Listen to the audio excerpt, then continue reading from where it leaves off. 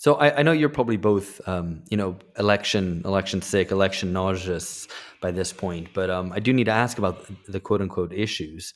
If there have been any, lots of people have remarked on the fact that healthcare, and specifically the call for Medicare for all has completely disappeared.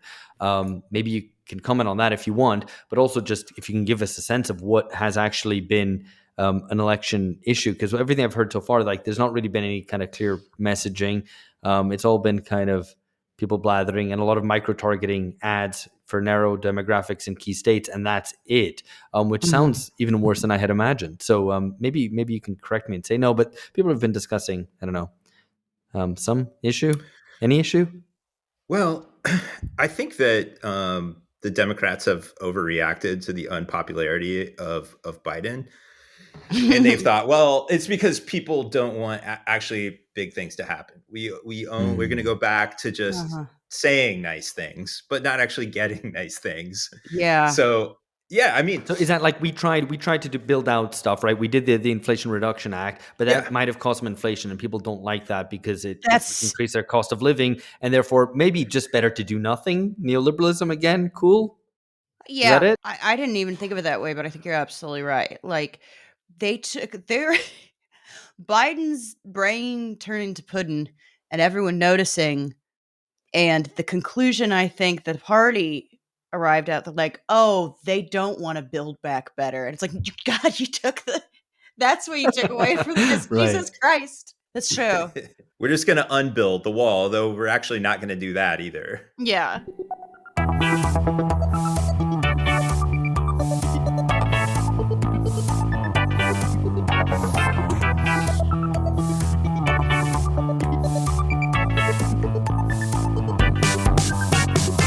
Milan ou Tripoli, Vilnius ou Benghazi, Paris, Moscou, on fait le bunga, bunga, Bangkok ou Bogota, Le Caire ou Jakarta, Gustavia, on fait le bunga, bunga, Stockholm ou Monaco, ou Montevideo, Oslo, Tokyo, on fait le bunga, bunga. Hello, everyone. Welcome to the big U.S. election preview.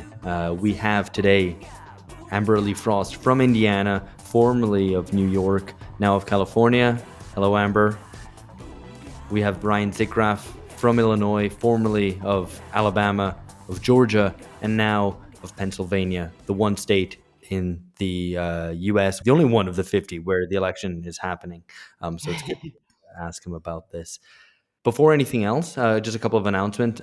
George and myself will be in New York in late November for the Damage Summit, which you can apply to take part in if you're interested.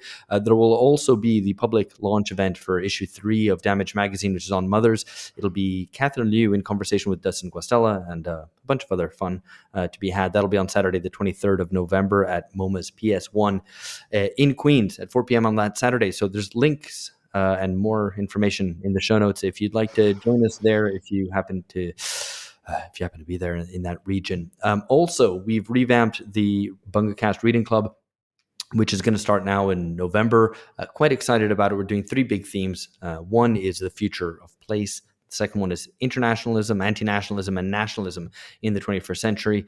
And the third one is class today, the problem of the middle class. We're going to be doing in each of those kind of shorter readings. It can be a bit more accessible, and we're going to be finishing off each of those themes with a bigger reading, which we will do live with you, listener. So we look forward to that.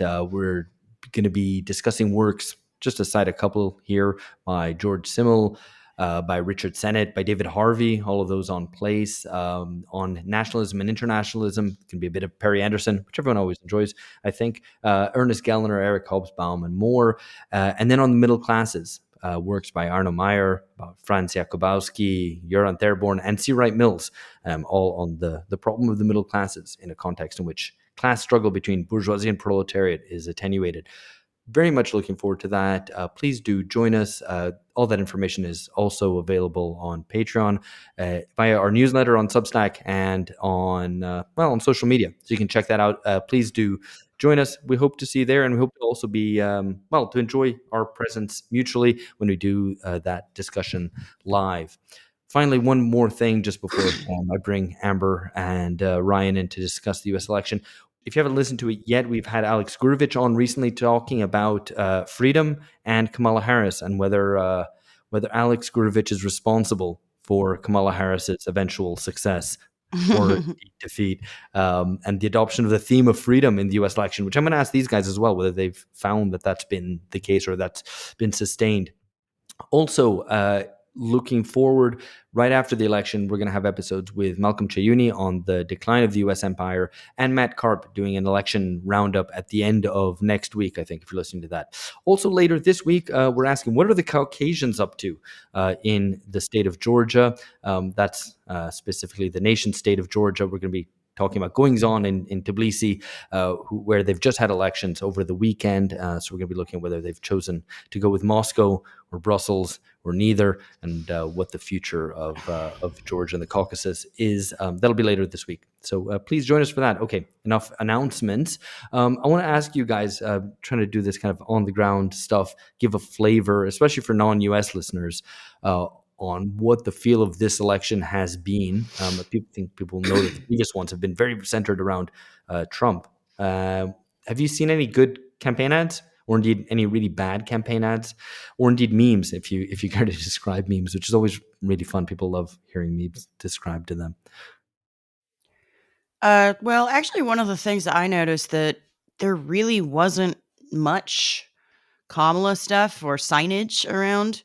It was very strange to see people not really putting the kind of, I hate to call it effort, but, wave their flag the way they did last time. I think they kind of think of it maybe as being in the bag, which I don't know what's wrong with their memories, but probably good not to assume things like that. A lot of it is not very serious minded. It's extremely like cheeky, teehee. The one I've seen the most is it's the Barbie Mattel logo. It says Kamala. It's pink and has like that's like a sign Isn't that disrespectful to women? Adult human beings. I don't get me started. We've gone full circle from like, don't treat women like they're little girls, to be like, I'm a dumb baby, damn it. And how dare you suggest otherwise? And like the Mattel logo says, and Tim too, or something like that. Like, yeah, he's like an afterthought. I like, but that's the Ken joke. I mean, that was the joke of the whole Barbie movie, right? So I didn't see that movie. I'm an adult woman. I didn't either. That's all I know about it. But it is where the Mattel logo was. It's not like where Ken would be. I recognize this logo. So yeah, it's referencing a movie that is referencing a toy. So that's where we're at as a nation. I'm kind of surprised that Tim Walz hasn't been on SNL to do like a "I'm Just Tim" song. Oh, that's probably like a pretty. I mean, that would be a good get for them. I think that the campaign, that is exactly the kind of thing that Democrats think is a good idea. It's not something I would be mad at either. I'd just be like, you're losers anyway. But I still don't watch SNL, so I guess it would make no difference to me personally. If you haven't noticed, well, first of all, full disclosure, I said it before we started recording. I'm a bit hungover from a late night, and I'm going to be treating this election with the same seriousness I have been. I'm going to be eating a sandwich while we record this. You might see my boyfriend walking around behind us in a bathrobe. It's not that I don't respect you or take this conversation seriously. It's that I need something to cut the election shit with. It's that you disrespect America. That's what I do. That's what you disrespect. No, but this is good because the synapses can connect in funny and interesting ways in a hangover. So we're going to see if we get some interesting ideas. Ryan, you've been you're in the heart of where the election is happening. So you might even cast the deciding vote yourself. So it's quite important to know what you think. Have you seen? You've been bombarded with election stuff. at least as a mediatic phenomenon, if not a kind of real life thing. Have you seen any? What have the campaign ads been like? Well, it's funny because it wouldn't go well for a podcast, but I was going to show you all the flyers, like the campaign We mailers have that video. I've gotten. Some people are watching us on video, so All right. you can do Well, it. during a break, I'll show my swag. But yeah, I mean, we've been inundated with we get flyers dropped in our mail slot like every day, including we had a collection on our doormat, hundreds. So like between that and there's commercials, like every other commercial. I mean, even on streaming apps, if you're watching something on Hulu, it is political ad, political ad, political ad. And then between that and the text, you just feel like violated. Like, you guys, politics are stalking me. Is that more than in the past? Has that increased? Like the amount of ads that are on TV, as well as obviously the kind of more intimate penetration of it because it's on your mobile phone and social media feeds and so on. There are none that I encounter on streaming platforms because I'm in California that aren't based on Prop 33, that aren't based on which is a huge misinformation campaign about rent control. Like so California's a demonic state. And they do these, basically you can make a law in the state legislature. And then if all the rich people are like, we don't like what happened, they'll be like, there's a referendum. It's going to be put up for a popular vote because that's democracy. So a law was passed that said that cities are allowed to pass rent control. Nobody's done it yet, but they're allowed to. And so they're immediately like, we have to bring this to referendum to overturn it. So there are all these like ads that are like, Prop 33 will, create less housing. It's, look at this, beautiful single Latina mother fighting Prop 33. And no one knows what it is. And they just like, they did the same thing with like the Uber referendum a while back, where they just sort of like tell you it's the opposite of the thing and they have way more money because there's like a landlord's council or whatever. So I'm seeing it's of democratic that. choice for not having a democratic choice to basically tie cities' hands. Yeah. So I'm seeing tons of that constantly, and we're, getting out of the car and pulling these stupid. They're putting them in church yards where they're like, no on 33, and it's like, help working people in California, no on 33, and we're like ripping them out of the ground and shit. But there's nothing. That's the most grassroots, the most targeted advertising, the most flyering that I've seen is for this public referendum, so that poor people can't afford housing. And I think they're just like, it's California, we're not worried about it, which is a good point. But also, there just seemed to be more enthusiastic support for Biden a while back. Like it wasn't like it was a good idea for them to focus on California, an ostensibly blue state. But you saw people with signs and they're really excited. They were like, "We gotta do this." And I'm like, now I think I don't know, perhaps these coastal elites feel like they have it in the bag once again, and maybe we'll have another Javits Center situation. Yeah, I mean, what do you get the sense of like, okay, so who are your friends? No, I'm not going to say who your friends are voting for because that's not interesting actually, but who do your friends think is going to win? And are they worried or excited or do they have no emotions whatsoever? Anybody who says they know is full of shit because they have a 50-50 chance of getting it right. And if they're wrong, they'll just say, like everyone does, they're like, well, it got stolen. I was wrong on a technicality. And if they're right, they'll be like, see, I knew the whole time. When really they are what gamblers call playing the results, I think. But I'm not asking what's in their heads. I'm asking what's in their hearts, right? Are they worried or are they excited? I don't think I think it's a television show at this point. I think other than for like the pure hysterics of Trump or Kamala, it's a television show. And let's be honest, none of us really hang out regularly with that many of either of those hysterics. Ryan? kind of going back to a second for the hysterics in Pennsylvania. Um, one thing I was going to mention is that I believe that Pennsylvania this cycle has had the most campaign money funneled into ads like in history. Something like 50 million. I don't know the exact number, but it does seem like that politics it keeps going towards this swing state emphasis to like an absurd degree where you like only campaign in swing states. And when candidates go, like for instance, Trump was in New York City last night, Kamala was in Houston over the weekend, and it was like, what are they doing in these non-swing states? And so it's almost like this Moneyball quality where the political consultants decided that yeah, we got to change the game and we're only going to emphasize the swing states, and everybody else like, sorry.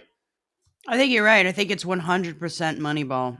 I think they've just tried to figure out like how can we quantify this in like the most sort of dehumanized way that doesn't recognize any potential of a player to perhaps improve and what you could cultivate in them.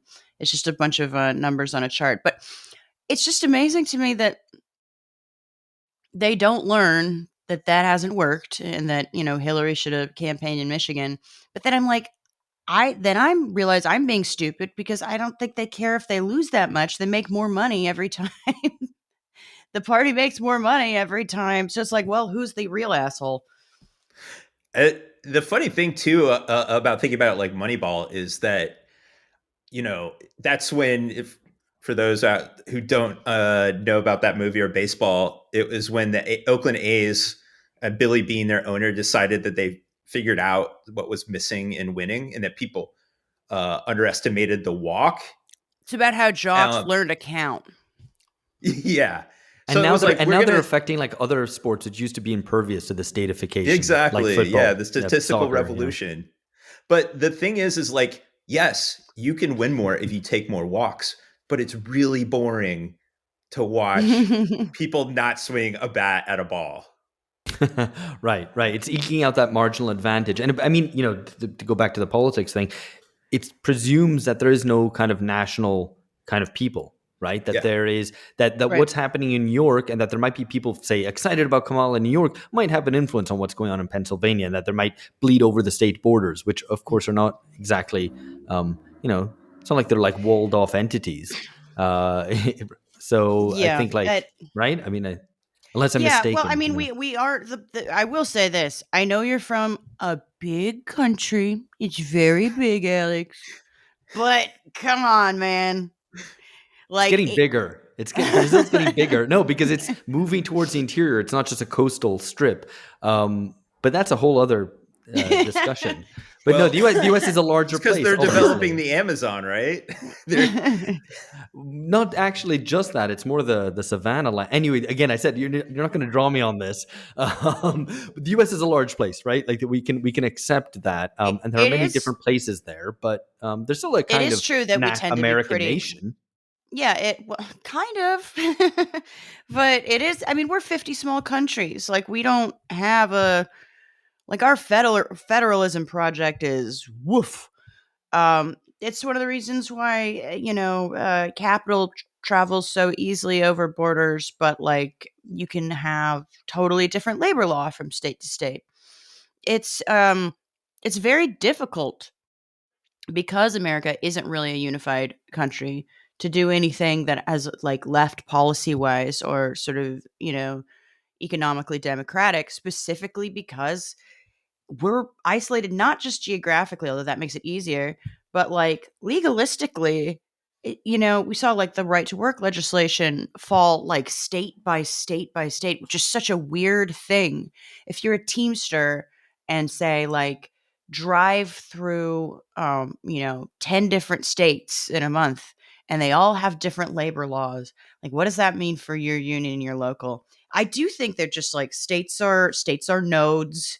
And they're kind of right about it, but there is no sense of creating sort of a national movement building or anything like that. I do think you're right about that because it is the thing, the criticism people have about Moneyball is that it's like very it is very treating people like numbers, and makes for a very math game, and you're just moving stuff around on ledgers as opposed to anything like where it's like, let's develop a collaborative. And it's particularly different with baseball, because baseball is less of a team sport, in my opinion. It's like about individual performances a lot more. Well, and it's But like that's a probably a set better piece metaphor. thing.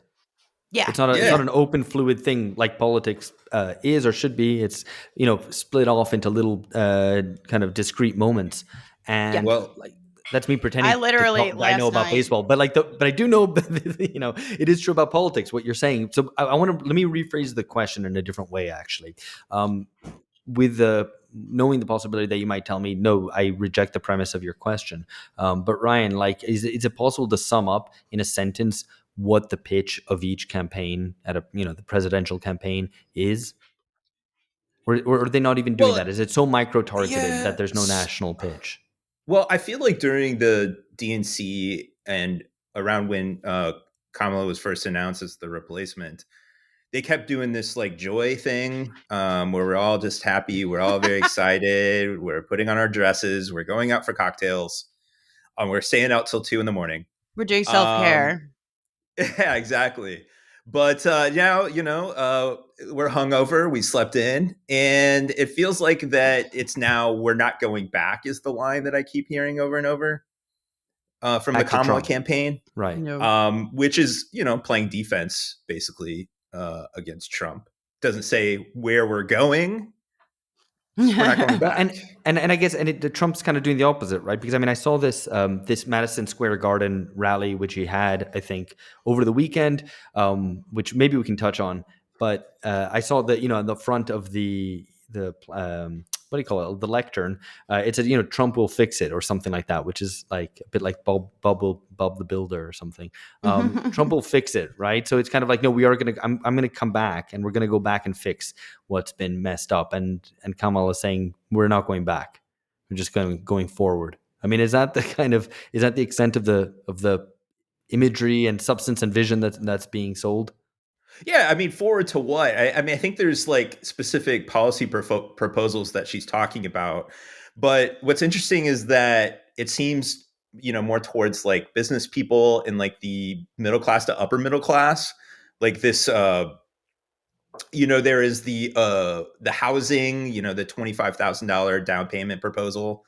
And then there's like, or maybe I'm thinking of there's like an entrepreneurial fund that she's talking about doing. Oh. So it's very like, like middle class to upper middle class, very like kind of means tested.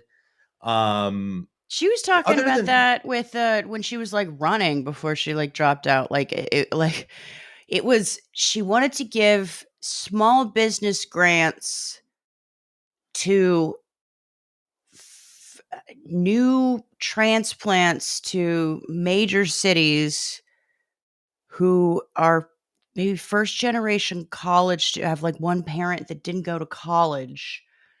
And I was asking around, and I was like, I'm the only person that meets the criteria. I could get $25,000 for Chapo Trap House. None of them could use it. But I couldn't find a single other person that met the criteria. But people like that shit. They're like, ooh, it's a scheme. It's clever. Right, but it seems like the political marketing comes before the policy, right? So it's like we've identified this narrow sliver of demographic which might swing towards us if we offer them enough, and then you construct a policy which is as like kind of limited and non-universal and particularist as possible. And I mean, I think lots of people laughed about this thing, which is like support for black men, which was like this I couldn't even believe was real. I don't know what that was. Where the Kamala Harris campaign said that she would. I don't know. Is this real? Maybe I've missed. That she would protect crypto assets owned by black men. That she would legalize weed. And there was like, and some other things. But it was like, it was almost. That's pretty racist. I know. I was shocked by this. Well, if that's true. It was like they could have put like and fried and free fried chicken or something. Like that was a level of kind of. kind of racial targeting, which would, previously I thought the Democrats tended to oppose, but I might be mistaken there. So anyway, I thought this was kind of remarkable. One other thing I was curious about, there's this really neat piece in Damage, which has come out by Ben Fife, which I imagine Amber will have seen, but maybe Ryan hasn't, but is about the notion of the campaign slogan, Harris Waltz, obviously. And the piece points out that Harris Waltz, obviously, kind of, I'm going to quote from the piece because I think it's quite neat, reinforces a certain kind of narcissistic need to deny difference and conflict by claiming the other has no solid ground on which to build. The slogan's a form of disavowal and placement over there of something equally true about the Democrats, who may also have very little there on which to ground their campaign.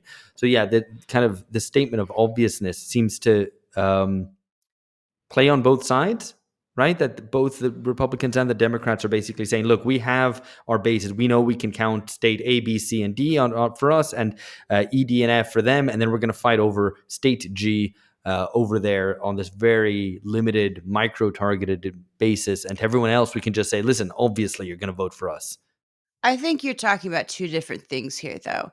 Like, one is the idea of a voter base being a foregone conclusion. I mean, like, Democrats have been saying that for a while and it stopped working, where they're like, hey, if we could just get people to show up, we'll win. So it's about getting out the vote and not necessarily the substance of the vote. And voting has gone down. And, like, statistically, it is true that when there's high voter turnout, Democrats do tend to win, although it can sure go the other direction. Now, they definitely don't examine why that is true or why, when it is untrue, it happened. But the obvious thing, the idea of them both believing they have foregone conclusions is true. I think the affect of obviously is way more interesting. I think the idea of like, hey, don't be a smug asshole. They're like, pretty sure I'm going to double down. It does not, they keep doing it. They keep hitting that button. And I don't know that they know that everyone hates that person. To me, that the obviously smugness is more interesting. Even, I mean, it says more about them than this like faulty logic of like, oh, we got this in the bag and that in the bag. They're wrong about that. They're increasingly wrong about that. But that's just a weird overconfidence and a disinterest in acknowledging that things have changed and that they've lost a lot of support from a lot of, a lot of the demographics that supported them before don't exist anymore. Union membership has plummeted. You know, they don't realize that things have changed. But to me, the smugness is more interesting. Like, it really says something. It's so entitled. It's not just like, well, obviously we have this and this. It's like, obviously. That is really interesting to me. I mean, it's kind of, they seem to have learned a lesson with the pivot to calling the GOP weird, which was to say they're not scary fascists who are going to take everything away from you. They're just weird. They're not. We're just kind of normal, and there's a huge amount of limitation to that kind of just relying on being the normal ones. But it seemed at least to overcome that kind of the hysterical instinct of kind of no this one kind liked of that. reheated over Yeah. anti-fascism, right? They're like, oh, they're just weird, and that seemed to work for them for a little while. But that was, a little while was like 2 months ago for the space of a month or something, and that seems to have lapsed. So I wonder What do you you're mean, feeling. like, worked though? Well, I don't know. I mean, it seemed to, at least it seemed to me, observing from afar, it seemed like a credible kind of approach, and that people kind of felt comfortable, and it was not alienating, and it wasn't calling everyone a fascist, it's drawing lines where they weren't. It seemed kind of somehow more true to social life as it is now than it is, Yeah. than the thing that's cooked up in Democrat like activists' brains. Do you think it changed anyone's mind, or did you just think it's like, well, that's obviously a superior ad? Well, I would ask you the question. No, I mean, I'm not being glib. I'm like, I don't fucking know. And once again, I think Ryan? anybody who claims to know what's going on is just kind of making it up. As someone who claims to know what's going on, no,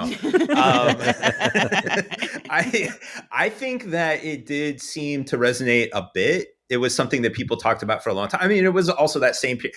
we're in the age of the internet where now things that happened in like August feel like 2 years ago. But that was around the same time where everybody was talking about joy, but also that they were the normal ones and the conservatives are weird. But I found that what's happened more recently in the past, I don't know, month or two, is that the campaign just seems to be moving right, and embracing kind of. I found it interesting that. So we were talking about ads and ads that have been effective. And the Trump ad that plays here all of the time, I see it at least twice a day, is where they do a recording of where Kamala is talking about, she was with like the ACLU or someone like that, talking about the trans prisoners in gender affirming care, where she goes, Huge voter base there. Yes. And in fact, Trump talked about that during the debate, and everyone's like, that guy, he's, just lying again. But there was a recording of her talking about that. Well, so they're playing this TV ad where she actually says that. And then they say they say Kamala is for they, them, and Trump is for us. God, that was good. Yeah. It is a good line. Knocked it out of the park with that one. It was so good. I was just like, man. It's almost too easy. Yeah. Yeah. It's too simple for anyone to really think about. It's anyone to come up with by thinking too hard. It's perfect and beautiful. So I noticed that Kamala has backtracked a little bit. Like she was on, I think, CNN town hall saying when Anderson Cooper was confronting her about that, she just said, I'm just going to, when it comes to gender affirming care, I'm just going to follow the law. Kind of a statement that doesn't really say much.